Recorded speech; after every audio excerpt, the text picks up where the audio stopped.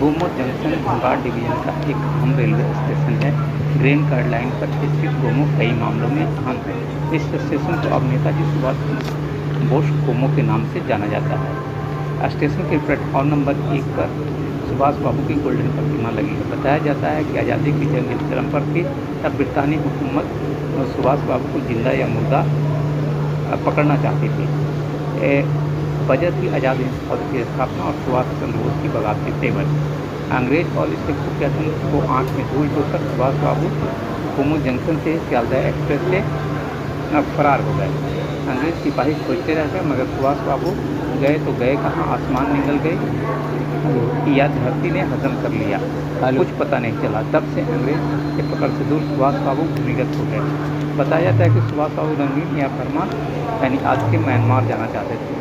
इसके लिए पंजाब राज्य से उन्होंने एक प्लेन में उड़ान भी भर चुके थे मगर प्लेन में ईंधन कम थी। परिणामतः प्लेन हिमालय के तराई क्षेत्र में दुर्घटनाग्रस्त हो गई। बताया जाता है कि सुभाष चंद्र बोस इस दुर्घटना में भी बाल बाल बच गए थे। जैसे ही सुभाष चंद्र बोस को पता चला कि प्लेन में ईंधन कम है, उन्होंने एक वायरलेस संदेश निकटतम हवाई अड्डे पर भेजा और वहाँ से एक दूसरी प्लेन उनके बचाव में उड़ान भरी।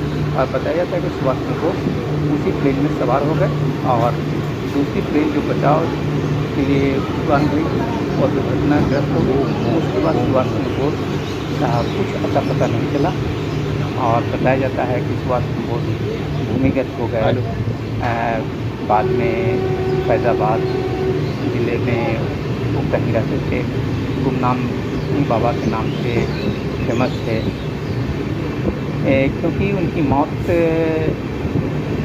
जब हुई गुमनामी बाबा की, तब के रक्षा में जो पिटाई थी बहुत होने लगी।